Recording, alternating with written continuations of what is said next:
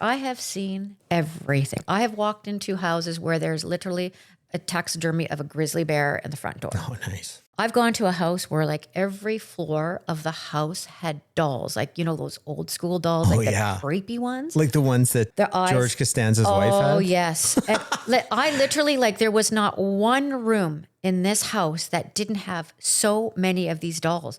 Like on the staircase, there was bookcases of them. And I just thought, how am I going to handle this one? Everyone's got a real estate story. Some are wins and some are total nightmares. We're here to give you the keys to what's really going on in Vancouver real estate, from what it actually takes to become a real estate agent to what it really costs to build a home, and all the stories in between.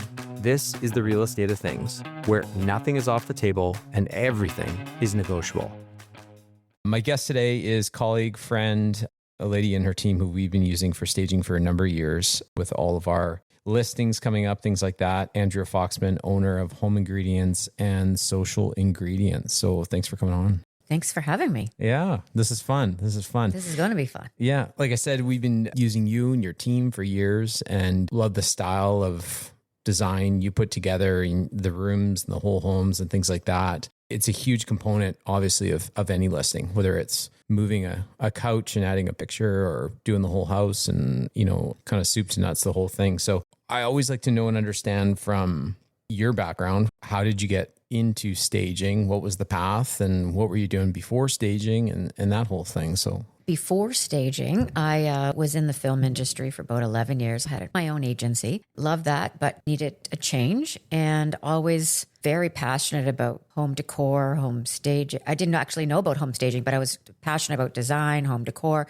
And so I sold the company and I took a couple years off and I took some design classes and just sort of tried to figure out what I wanted to do. And amongst all that, I fell upon this thing called staging. And I was like, what's staging? So I looked up what it was and I found it's called the Canadian Staging Professionals of Canada. And they sort of said, well, hey, we're going to be in Vancouver in 3 days. Why don't you take our 3-day course? And I was like, okay, sure. Why don't I do that? Sort of find out what this is all about. So I did. And really the 3-day course was more of like how to start a business in the sense of how to promote yourself and what it's all about and how you get going. But there was so much more to it. And it didn't really teach you about design. It didn't teach you about scale. It didn't teach you much about anything, just more of like a business aspect of it. So then I wanted to do some more research in it. And so what I did is I sort of tried to find people that were in staging here and try to job shadow them, just sort of get a better idea of like what this is all about. And as I was doing that, I was like, okay, well, we can get this going, but where do you get the furniture? Like, where do you, if you have an empty place, where am I going to rent the furniture to do the stage? And so as I was talking to a couple of people, they said, well, there's only one other place and, you know, we could use some more. And like, why don't you, that'd be a great thing for you to look into. So that sort of got me excited because I love furniture. And I said, okay, well, why don't I look into that? So that's sort of where it started. I started and I rented a warehouse space. It was about 4,000 square feet. And I said, okay, I'm going to get enough furniture for, let's say, 4 or 5 houses. And then I'm going to connect with people that I met in this course and that I've been talking throughout the year and sort of start with them and see if I could build from there and then reach out to realtors. And that's sort of how it started, more so as a furniture rental aspect. And then as it got growing, you know, I decided, okay, well, now I'm going to start wanting to start doing some staging. I want to get in there and do some consultations and see if I can get some staging done. And it was a slow process. I started with hiring one person. It was just the 2 of us and it took time. And then 18 years later, here you are. Here I am in a 25,000 square foot warehouse space. So wow. Yeah, it's been great. Just networking kind of to get going. Like you said, you're reaching out to realtors and reaching out to anyone you can kind of think of in your sphere, in your network, and got going. Do you remember your first staging job and how it went and that sort of thing? Do you remember? I remember the first staging job that I did prior to Home Ingredients. I remember after that, I was exhausted. It was so physically demanding that people don't realize how physically demanding it is. And I was exhausted, but I was exhilarated at the same time because, you know, seeing something from the beginning to the end was amazing. Now, in terms of Home Ingredients, it's so far back, but I think I started more off doing consultations, which is when I would go into a space with the realtor or with the homeowner and do like a room by room analysis and walk through and and, tell them what they need to do to prepare the house for sale. And I did a lot of those at first. And then those turned into a little bit more, staging. Well, okay, it would be great if we could add some art or some decor pillows, or, this sofa's too big. I would suggest you make it smaller. And then it got more into me being able to incorporate a lot of the furniture that I had. And then we started doing vacants, and those were just easy for me because you have a blank slate and you could do whatever you want in there to create the mood and the experience that you want for the customer. You and I have known each other, like I said, almost since I started in the business 10, 11 years ago, and we've been using you and your team. Like I said, I've found that, if we go into a listing with some of our buyers, and you can sometimes know that the home's been staged, staging companies for the most part have individual style. You're a very stylish lady. And would you say that Home Ingredients has a specific style, or do you need to be adaptive to what's current and things like that? Or is there, do you shy away from, say, staging modern homes as opposed to a traditional or craftsman, or kind of everything in between? Or what is your style? You know what? I would say that we are design forward. We try to keep on trend, but like each stage that we do is different. If we're going into a modern home, we're going to pull out the modern pieces. If we go into a more traditional classic home, we're going to have different pieces for that. And each house has its own character, and each house has its own buyer. And, we talk with realtors a lot about who the buyer is going to be. Is it a downsizer? Is it a family with young kids? Is it in Yaletown where it's just going to be a, new buyer, a single person? We sort of try to get information from the realtor in terms of who they're trying to attract. And then we design around that. I would say that the majority of the pieces that we have are neutral so that it can go in most places. And the way we stylize anything that makes it different would be through the art. It would be through area rugs, decor pillows, accessories.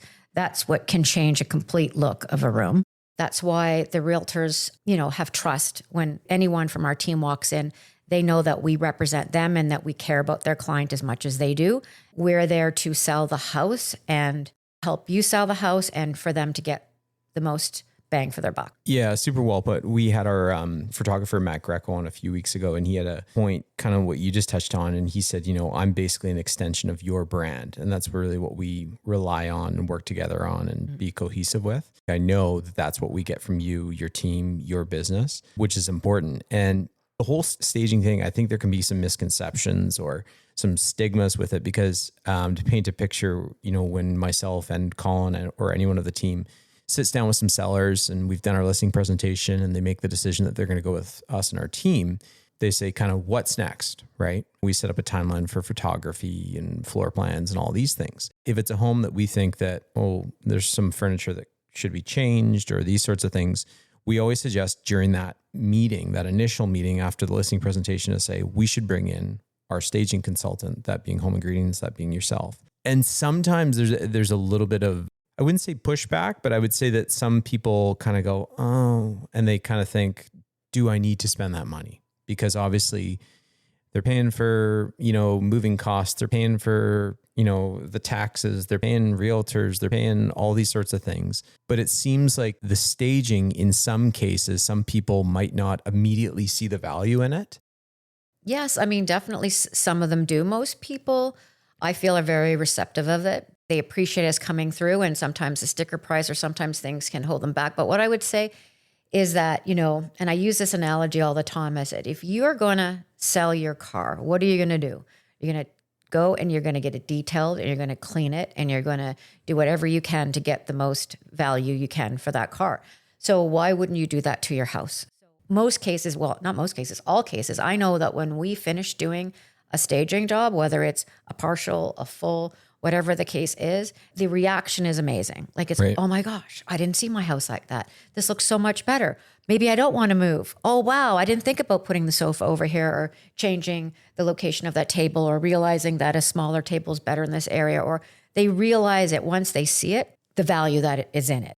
You want your place to stand out. You want to make sure it's clean. You want to make sure the first impression, the curb appeal is amazing. Like you don't want to show up at a house that has dead weeds and stuff growing everywhere, because right away I'm going to think, okay, if they don't care about the front of their house, what's going to happen inside of the house, right? And if it's not presented properly for photos, then you're not even going to get the client to the door. Yeah, no, totally. I can't tell you how many times then when you finish staging a property for us, and then we usually have you stage it that day, and then we'll do the photos that evening or the next day or something like that. And we meet, the clients, and they say, "Oh man, now we don't want to sell," right? Like you just touched on, and you kind of go, "Oh shit." Yeah. Well, I guess they're doing their job right?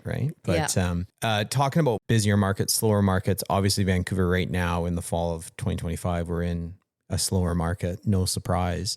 Would you say that your staging business is churning along at a pretty consistent pace, whether it's a busy market or a slow market? Or would you say that staging has a greater importance in a slower market because it is tougher to find buyers for the product? It is tougher to sell a home right now.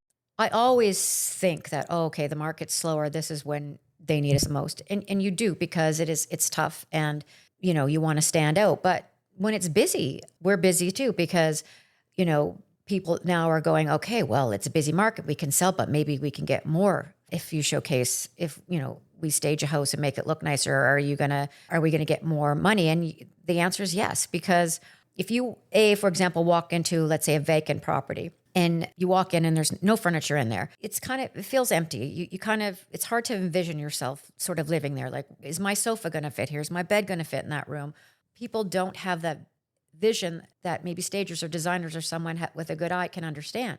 So when we put the furniture in it, it changes. It's an emotional connection, and people buy homes on emotion. And if you walk into a space that feels elegant and beautiful or funky or whatever the style may be, you feel connected to it because that's the type of house that you're looking for, and you can envision yourself and your family and your furniture and everything in it. And it becomes an emotional experience, and that's really what it's about.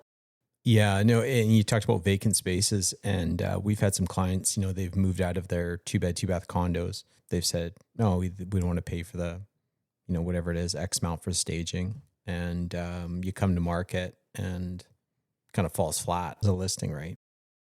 You give your honest opinion value when you do the initial consultation, when someone like myself or Colin or the team or any agent calls you in, and how it kind of works to set the stage is basically, I would likely have a call with you and say, hey, 1, 2, 3, 4, Smith Street, we'd love for you to come and do the consultation. So we arrive at the same time and we do the walkthrough. Now, I absolutely love this because it doesn't make you the bad guy. It doesn't make me the bad guy, but you're the industry professional. And what I always say to our sellers is, look, don't take offense to this kind of thing. We're going to go through every single room in your house, and there's going to be more or less, a checklist or suggestions. And from there, the quotation will be put together. How often do you get significant pushback, or do people kind of get their feathers ruffled? And when you say like, oh, this piece of art, and it's like, oh, that's been in our family for 5 generations. And stuff like that. I mean, it must be like, I don't know. It's kind of something I've talked about too, where I didn't get into this business if I didn't like confrontation. And it's not confrontational, but it's awkward at times when you're telling people to take down the 3rd generation painting of the oil painting of their family in the meadow or something like that, right? Like how often do you run into that? All the time. Yeah. Not pushback. I wouldn't say pushback, awkwardness. Again, it goes back to walking through the space and trying to understand them and get a feel for who they are. And then I can figure out what my next plan of action is and how I can gently tell them certain things. So I go back to saying, listen, the way we live and the way we do things are different. I use my own house as an example. When I sell it, I say, we are attached to things, but we have to just sort of let it go. Your house becomes a product when you decide that you're going to sell it. So I'm gentle about it. I'm like, yes, listen, that piece of art, it's gorgeous. It's so nice.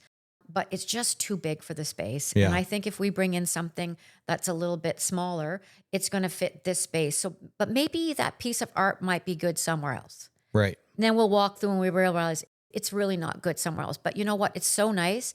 I would just wrap it up. You're going to take it with you anyway. You don't want it to get damaged. Let's just take care of it. But, I understand why you had it here, but we now have to find a solution for the space. And so usually I can convince people to listen. I have seen everything. I have walked into houses where there's literally a taxidermy of a grizzly bear in the front door. Oh, nice. I've seen, polar bears downstairs. I've gone to a house where like every floor of the house had dolls, like, those old school dolls, like the creepy ones. Like the ones that George Costanza's wife had? Oh, yes. I literally, there was not one room in this house that didn't have so many of these dolls. Like on the staircase, there was bookcases of them. And I just said, how am I going to handle this one? Right. And I just said, listen, I'm just going to be honest with you. Yeah. There are too many dolls in the house. Yeah. And I go, it's a distraction. And you don't want people focusing on all the dolls because it's a distraction. It's everywhere. And we got to tone it down. And I think though maybe the way I handle it made it a little funny. Like that's, oh, there's another one. Oh, there's another doll. She understood. She's like, yeah. No, I know. I got to get rid of them. I said, yes, I think it's a good thing because it's a complete distraction. And so she understood it and we kind of laughed about it and she got it. And then we kind of moved on. Well, yeah, I mean, and everyone's got their own personal taste of it's your home. You should have it however the hell you want, quite honestly. But when it comes to your craft, you got to appeal to the masses, right? And polar bear in the basement or the dolls all over the house, it's not going to be appealing to the masses and it's going to be off-putting for a lot of people, right? No, the kid's going to walk into this house and be terrified. They're like, well, what if we put a sheet over it? I go, well... It could be worse. It could be worse. I don't know. I'm just telling you, I think you should get rid of the grizzly bear. It could be illegal. I don't know. But let's just talk about that. So, listen, we have everything from those extremes to just, really people being attached to, like you said, a piece of art or, a chair that, they love so much. And it's not, I try to tell them it's not about that the chair is not amazing and that it's personal, but it just doesn't fit the space. And we want people to be able to walk around the living room without tripping. Or, you have such a big dining room, but you have such a small table. Don't you want to show people that you have guests here and have 12 people around this table? Yeah. Okay, so that's the whole point. We want to show them we're selling a lifestyle to a different family and what they would want to envision when they come in to the house. Yeah, exactly. And with, all the dolls or the polar bear or a grizzly bear, things like that, do you find, and it's also for, any realtors who are listening, because what I always try and do if you're coming to do a staging consultation, whether the people are super chill, super, just go with the flow kind of thing, or if they're a little bit more protective of their stuff and things like that, I always try and give you or whoever's coming from your team a call kind of en route to say, hey, here's the lowdown, here's what's going on. And I think that's really important so that you're not coming in blind to a house full of dolls or something like that either. Would you say that that's, important to have, leading up to that initial consult meeting? Very important. Very important. And I always tell my team too, like, even if the realtor doesn't say anything, you should always question, always say, hey, is there anything I need to know before I come to the space? Is there anything I need to know about the family, about the situation, before I know? Again, because we are dealing with emotions all the time. Yeah. Whether it's good emotions, bad emotions, like, selling because they have to move or, selling because they're downsizing and now their kids aren't living in the house anymore. And what are we going to do with their stuff? And there's a gamut of situations in every single house and every single home. And I think we have to be respectful of all of it because it is everything that they have in their place they love. And then it just goes back to just educating them about now that you're selling your house, it becomes a product and you have to let go of all your personal feelings. That's why we say, please declutter, get rid of any personal photos, any religious artifacts, anything that could be offensive or, posters of naked people in teen bedrooms or whatever the case, not naked people, right. But, I don't know, like Pamela Anderson poster. Pamela Anderson poster, exactly. Those type of things. So there is just a way of being able to approach it in a way that is caring and professional. And I think that is really important when you walk into anybody's house. Same with pets, pets are in everybody's house. And it's important to be honest, if you walk into a house and all you smell is dog or whatever, right. Cat or whatever, litter box or whatever it may be. And those are all things that have to be taken care of before you have any showings. And, cleanliness is another thing. Like, teenage rooms are always messy and not always, but mostly. And you walk into some places and people just don't care. There's stuff all over the place. Mm-hmm. And I've seen pictures on MLSs where they take photos of these homes and the rooms are a mess. And I don't get it. Like, why would you even take a picture? Yeah. Why do you even put it on MLS? Like, I'm not going to that house. Yeah, especially if there's a home that looks perfect and dialed and squared away. I mean, yeah. I guess there's the small percentage, and we talked about this with Matt Greco and other people, some of those properties are tenanted that we see on MLS. And in some cases, because they're so rooted in the house and they don't really want the landlord to sell, they're not doing shit. They're not cleaning up, right? Yeah, fair. That's fair. That's a tough one. They think it's to their advantage to have the house in a bit more disarray and things like that, right? That's totally a tough one. And I think that's when, I think the homeowner needs to give some incentive to be able to allow us to come in and do something. Or sometimes, I know it can't always be that case, but wait till they're gone because, first impressions are so important. Yeah. So important. Getting it right first time is so important. And I know that there are situations like you just said that it's hard and it's tough. And I get that. And it can't always be that way, but. Absolutely. So we've kind of talked about, that initial staging consultation. What's your process after you've left the house? You've seen it, you've taken some photos, you've taken measurements. What is the process from then walking out the door, more or less, in kind of short form, but to the day when you're putting everything in and we're taking photos that night or the next day or something like that? What's the next steps that go on? Okay, so I'll start with a consultation. So for a consultation, what we do is we ask the client when we initially come to the house to come with us and take notes. And the reason we ask them to take notes is because then they become involved and they're listening more. Whereas if we were just to come in and, take our own notes and then send off a whole list of what they need to do, they may not understand the importance of it. Right? So walking them through and getting them involved and them taking notes is key. If they need some reminders, we'll shoot some reminders off, like some key factors in the email. If there are some suggestions, sometimes we'll walk in and just say, okay, all you need to do is declutter, depersonalize. Sometimes we'll suggest painting. Sometimes we'll suggest changing, lighting. There have been times where they say, well, we don't really have a budget for all that. And I've literally said, it's not like I don't want your business, but I really believe painting is more important than me coming in right now because these walls are so damaged. And the rugs are so dirty, I would put money into fixing that. Most cases, 9 out of 10 times when I do that, they do it, and then they bring us in as well because I need to spend their money wisely. And I'm not there to necessarily always just sell my rentals. I'm there to give them the best advice I can. And if I'm going to put my furniture into an orange wall, room or a wall that's damaged, you're just putting lipstick on a pig. You're not changing anything because when someone walks in, all they can see is either the damage on the wall or the damage in the floor, and they're just going to deduct, well, I'm going to have to get all new carpet. I'm going to have to paint the walls. And the number that comes up in their head is always going to be way more than it's going to actually cost to fix the stuff. So we go through that whole process. I'm very open and honest, and I say, okay, these are my suggestions. It may be like bringing a new table. I think we need to just get some new decor pillows on the sofa, a new area rug. It could just be like elevating the primary bedroom with some new bedding and pillows. Sometimes it's just small stuff like that makes a big difference in a room. And then we send off a quote and we say, okay, this is what it's going to cost if you want us to come in and supply all the pieces and come do the installation. Another option could be, well, if it's just a few pillows or it's white towels that you need in the bathroom, why don't you just go buy them at HomeSense and get them and put them in yourself? You don't need us to do it. We'll give them different scenarios based on budget. And then if they agree to the quote, then we just set a date with you when we can come in and we do our magic. And then we try to coordinate it so the photography is either the same day or the next morning. So everything sort of stays in its place. Everything's fresh. Yeah. Everything's fresh. And then once the house sells, you call us, we come back, we collect our stuff and we take it back.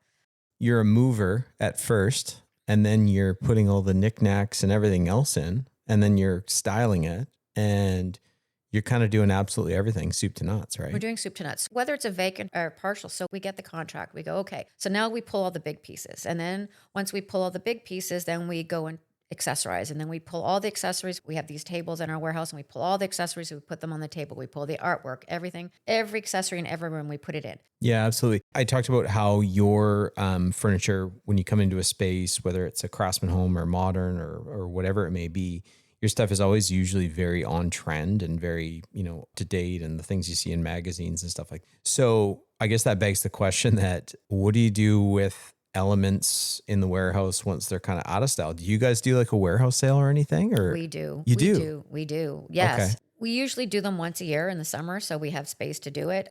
We try to have that so that we can, move stuff. If stuff's not moving in our space or it's not, it's not renting, then we have to sell it and find stuff that will.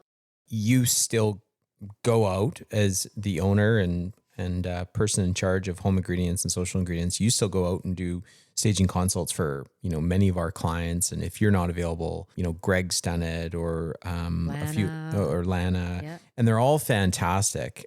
Maybe even for people who are listening and think, oh, I'd like to get into home staging, or maybe I could work for Andrea and her team, things like that. What sort of backgrounds do you look for people who want to be stagers, either for you or they want to do it on their own? What sort of education do you look for on a resume that comes into Home Ingredients? You go, oh, this person could be a contender for a great position with us if we're expanding, that sort of thing. For me, number one is building a team a culture that everybody respects one another and understands one another. And, you're dealing with a lot of creative people. To me, it's important that they have an outgoing personality. They work hard and that they play nice in the sandbox, because all this other stuff can be taught. Mm-hmm. You have to have an eye. You have to have a passion for this job, but you also have to understand that, working together as a team is really important. And customer service is the number one thing for me. Like, it is the be all and end all. I always say to my team, work hard, play hard. Like, we all get along, it hasn't always been that way. Like, you go through different people and you realize, sometimes you may be a really good stager, but you're really quiet and shy and you don't know how to communicate with people. And that's a problem. You have to be able to do it all, right? I think that for me, that's key. And hiring people that are better than me, hiring people that know things like, this whole social media and all these things that are important factor to company growing. Like, I'm not good at it. So I'm going to hire somebody that is good at it. And I always say to anybody that I hire, listen, this is the way we do things. And this is sort of our brand. But if you have some other ideas or you have some other things that you want to share, please do. Yep. Because I'm open to it all. I'm not open into putting a tray and teacups on a bed, but I'm open into bringing color into a room and doing whatever you want. So I hire people that are better. Hire people that are better. And it's an interesting point that you touch on there, because listening to other podcasts with realtors on it and, how did you start in the business and things like that? And, it's a hard career to grow into, real estate, staging, whatever you do, if you want to be successful in anything, right? But you hear it time and time again from new realtors, not always, but you hear from new realtors saying that, we staged the property ourselves. We had a truck or pulled a trailer behind our car and did the whole staging ourselves. And I just think to myself, I go, just hiring professionals for any field, I think is the best thing you can do, right? It takes a team to have success, obviously, and that team can be extensions of your brand, of your company. I've never been a believer in doing that myself. Now, I personally don't think I would have the eye for it, but I think that you've talked about here how much work goes into the staging of whether it's 3 rooms, a whole house, a whole condo, things like that. There's so many other things that the realtor can be or should be doing behind the scenes while all that staging, preparation, coordination, logistics are going on, right? So I think to do it well, you need to bring in a professional like yourself for specific things, just like how we don't take the photos ourselves or videography or the floor plans or anything like that, because then you're pulling yourself away from what your job is probably as the broker, agent, listing or selling the property, right? I think what you touch on is, like you say, bring in people that are better than you sometimes, but finding those people that stand out and want to be high achievers and things like that for your business's success, exactly. Right? Someone who's passionate about it, who shows that they're passionate about it and who cares. I think that's the most important aspect of building a successful business, is just having a great team. And we have a really good team. It hasn't always been that way. And it takes time to build that team and put the trust in people. I remember at the very beginning when I had let other people do the staging job, I was like, okay, you have to FaceTime me before you leave. I want to see everything. I want to make sure everything is in place. I can't get there, so you need to FaceTime me. And this went on for years until finally one of the stagers said, Andrea, do you not trust us? And I said, I know. I do trust you now. I do trust you. And, that's another thing. If you hire someone to do a job, you have to put some trust into them. And it's taken a long time for me to let that go. And I don't FaceTime. I'll say when they come back, oh, they're so excited about the job. I'm like, let me see the pictures. And I'll be like, oh, that's great. You did a great job. And there's incidences where sometimes there are mistakes and we fix them and we go back and we talk about why that went wrong and how we can do better. And that's just part of growing a business. Yeah, absolutely. Talking about you're constantly buying furniture, you're constantly sourcing items, things like that. Is there a certain trend that you're seeing right now, like this season, this year, that you're finding that people are really gravitating towards? I mean, that's something that's always changing, style, things like that. And you have to be adaptive for that. But is there something that you've seen that's had some really good success in the last 12 to 18 months? If we're talking about more of a styling, we do have a styling division where we work with like show homes and developers where it's more curated to what the client wants. Then I would say that the tone is pretty much everything that's in this room, like jeweled browns and earth tones and, bit of burgundies and just layers, like different types of fabrics, like velvet and mixed patterns. And Is velvet back? yeah, I don't think I love velvet. For me, velvet's never been gone. Like George Costanza, like drape seriously, yourself in like velvet. I could do right? velvet all day, every day, all day. Really? Long. Love it. Okay. Yeah. But, just mixing patterns and fabrics and just, I think everybody's getting away from the gray walls, the white walls, and just warm layers. Just people want it to feel homey, right? It's all about the lighting. It's about the layers and the textures. And that's sort of what we're feeling.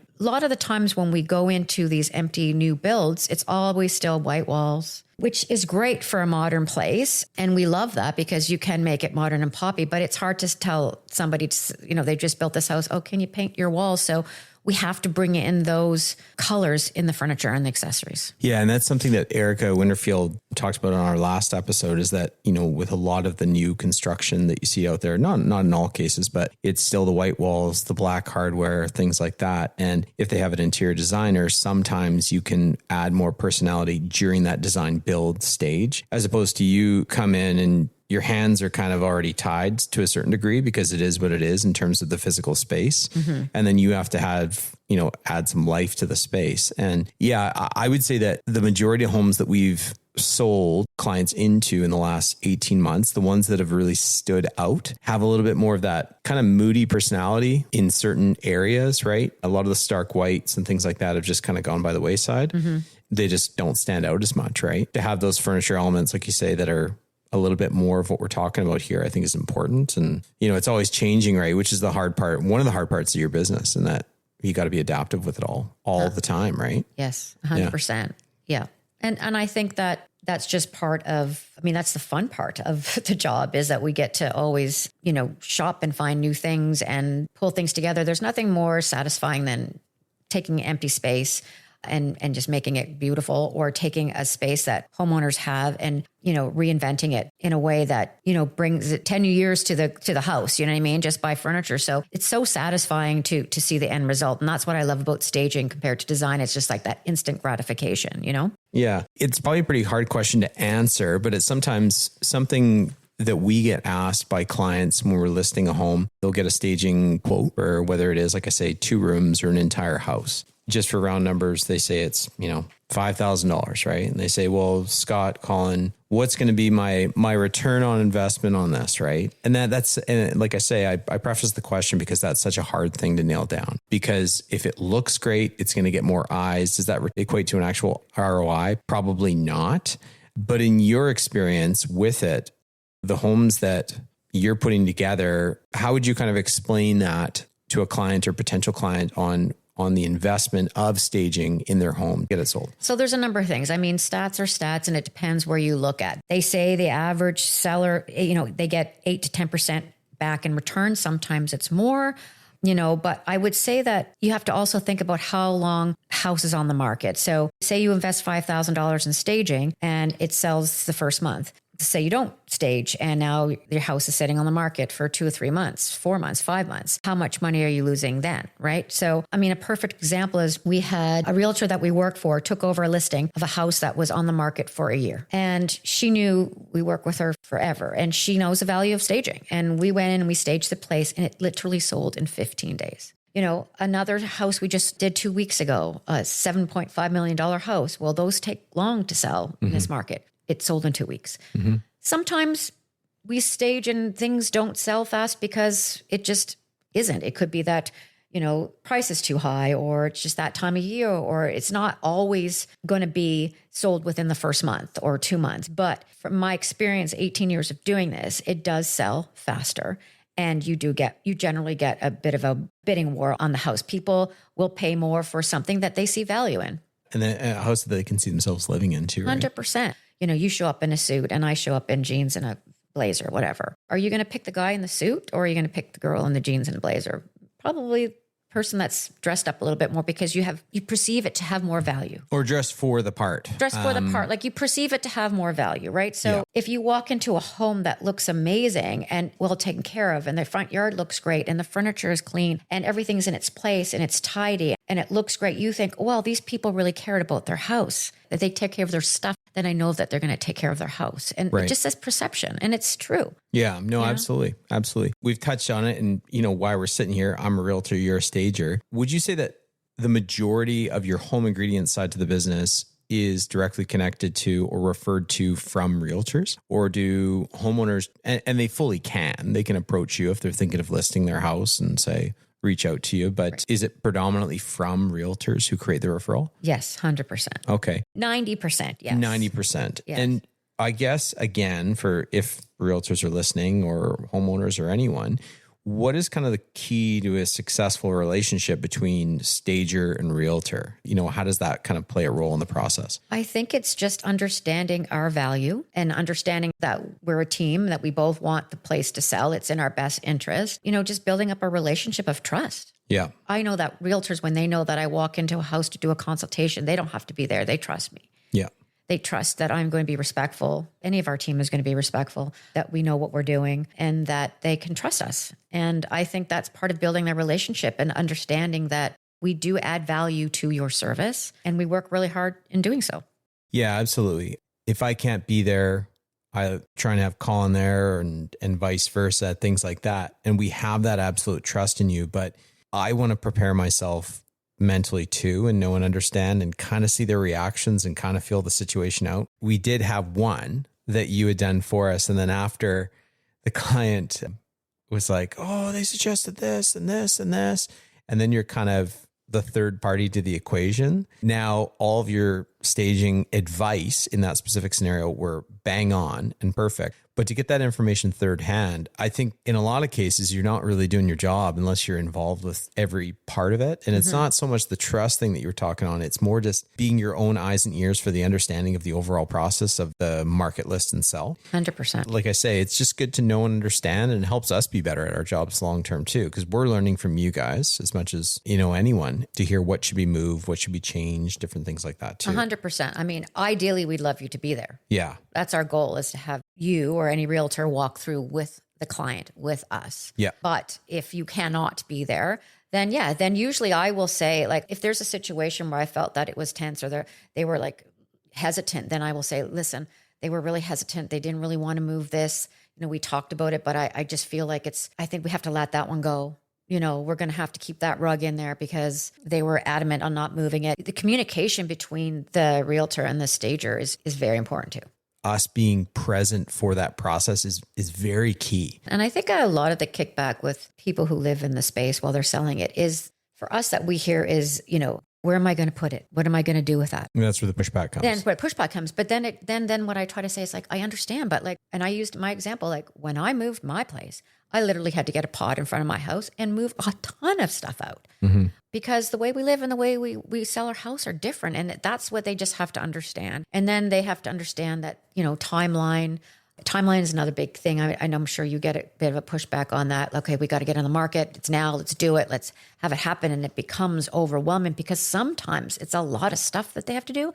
And sometimes it's very little. So it just depends on the house. And I think it's so important for us to communicate that prior to going in, saying, listen, it's a big house. There's lots to do. What's your timeline? If you tell me the timeline's 2 weeks, I'm going to say to you, that's going to be overwhelming. This is not going to happen because there's no way that this entire house is going to be able to be packed up or half of it in 2 weeks and then have like all blah, blah, blah, blah. So can we work on a different timeline? Because otherwise I'm going to just give them half of what I think needs to be done. It's about that communication because we also want to meet your timeline too and your deadline. Totally. And what Colin and I always do is, like I said, after the initial meeting or we've signed listing docs, we're going to come to market in X amount of days. We usually send a timeline email with specific dates. So working backwards from basically the day we go to market all the way back to, kind of present day. And in there usually is a staging item.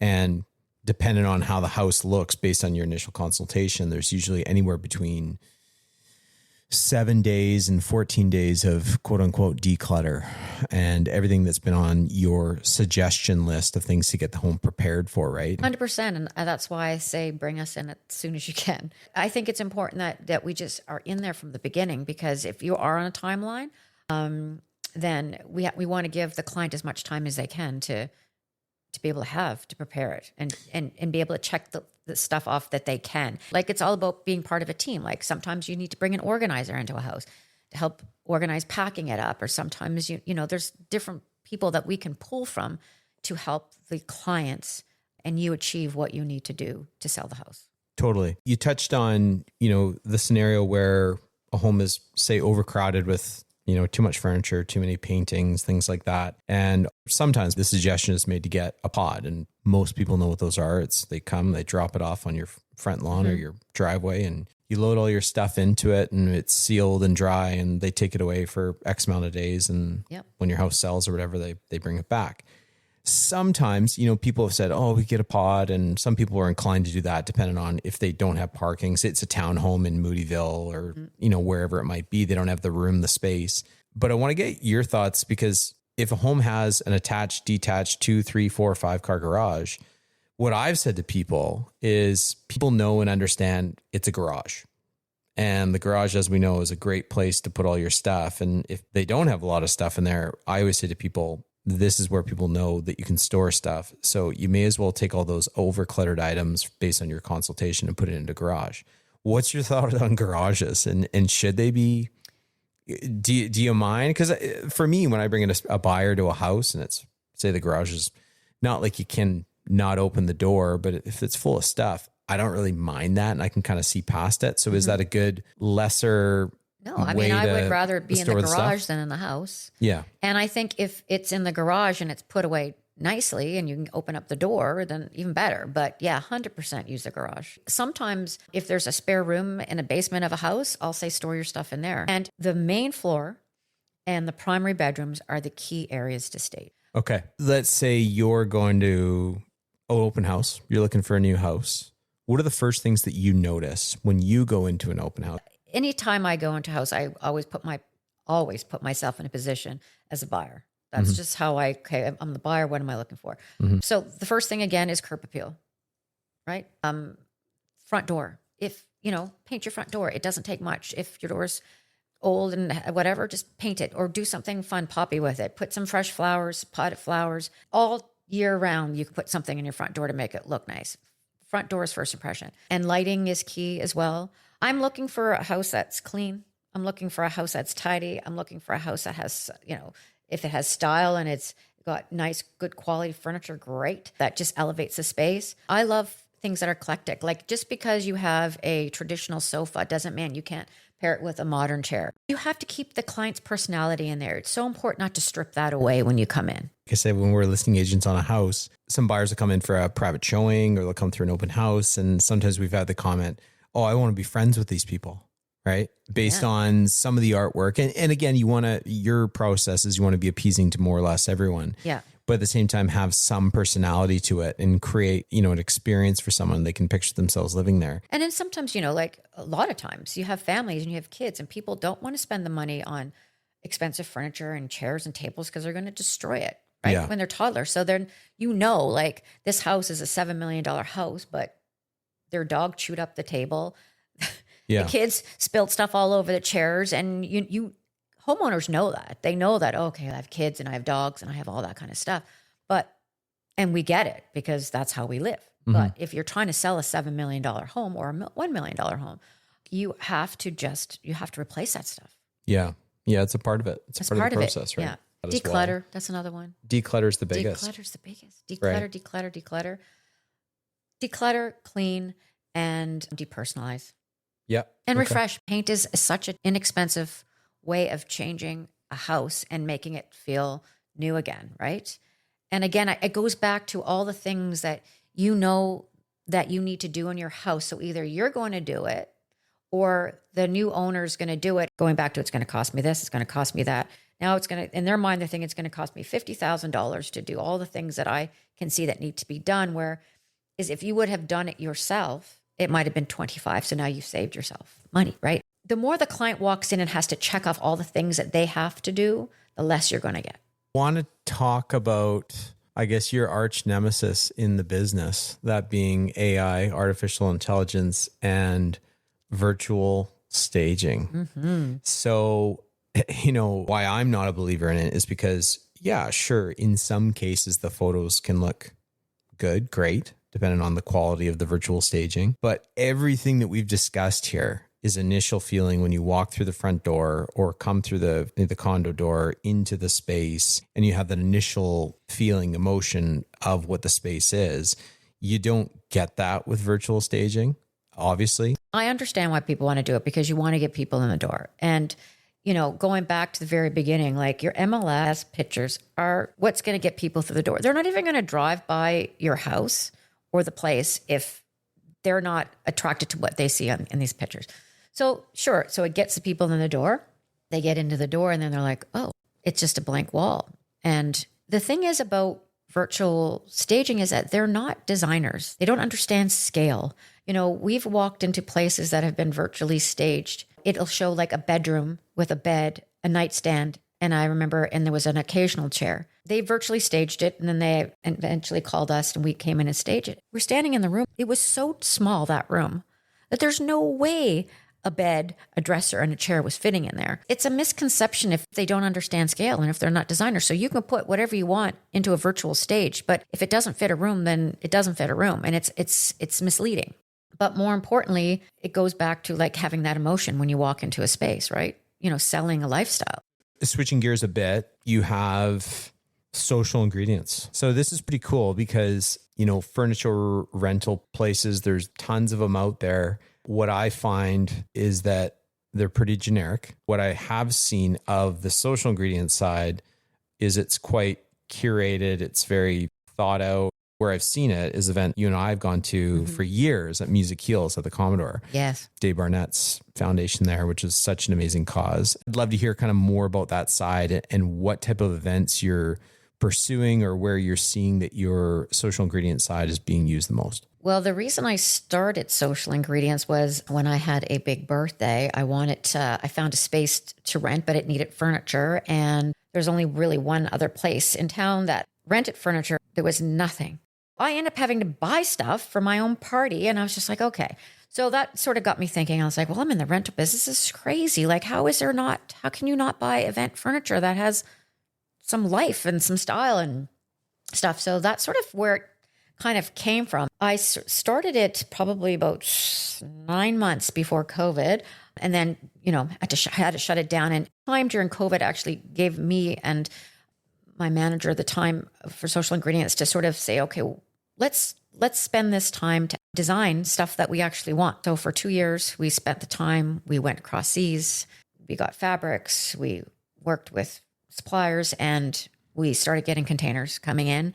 And once that started happening, even prior to that, we sort of went to different event planners, say, what is it? What are you missing? What do you need? What can we bring in that can, you know, that will help you elevate your space? Or like, just pretty much put everything. We are more focused on corporate events. You know, we'll do private parties, we'll do bar bat mitzvahs, we'll do, you know, brand launching, we'll do weddings, but it's mostly lounges. So we have cocktail tables, bars, lounge furniture, and we do curate certain props too. Like we are sort of getting more involved into the design aspect of it as well. Yeah. You know, hearing corporate side, like you say, you're taking big rectangle ballroom and you're filling it. That's kind of the bread and butter of that kind of side of it. But like you say, you still have all the bars and things like that for like, elements of, so if someone had a big West Van or West Side house and they're having 150 people over and they wanted to elevate it, Social Ingredients can do as well. 100%. They'll put up tents. We'll bring in bar tables, bar stools. We don't have the cloths. We have beautiful marble tops. We have easy stuff, functioning stuff. We have color you want color. We have color. Velvet. I love the velvet. Yeah. Lots of velvet. We just we just got a new container of all kinds of new funky stuff. So we can do someone's backyard. We can just bring a couple cocktail tables into their house. We can fill up the Commodore ballroom. Anywhere you party, we will come. Well, this has been pretty outstanding, you know, not only to kind of know and understand the process from how the whole staging happens from the initial consultation to the logistics of moving things in, moving things out. And I think it's just such a invaluable component to the marketing aspect and to selling a home wherever it is, and for people to understand the value that's put into it. So I really thank you for coming on. And realtors are welcome to come into our warehouse and have conversations with us. And if they have questions, they can call anytime. If you don't sell your home, it's not good for us either, right? So we're in it together. And that's what we have. That's what I want realtors to understand. We're on your side. Yeah. No, that's fantastic. Andrea, last question. Where can the people find you? What's the websites? Homeingredients.ca. Okay. Socialingredients.ca. We are Southwest Marine Drive. Just give us a call. Ask us any questions that you want. We're here for you from start to finish. Whether it's staging a home or planning an event, we've got you. Awesome. Thank you very much for coming on, Andrea. Thank you for having me. Thanks. It's been fun. I was nervous, but it was good. See, you settle in. I It's know, fun. you settle in. It's good. If you like this podcast, please do follow, give us a rating anywhere you get your podcasts. We are available. See you next time. Thanks for hanging out with us. And remember, in Vancouver real estate, nothing's off the table and everything's negotiable. Subscribe now to the Real Estate of Things wherever you get your podcasts.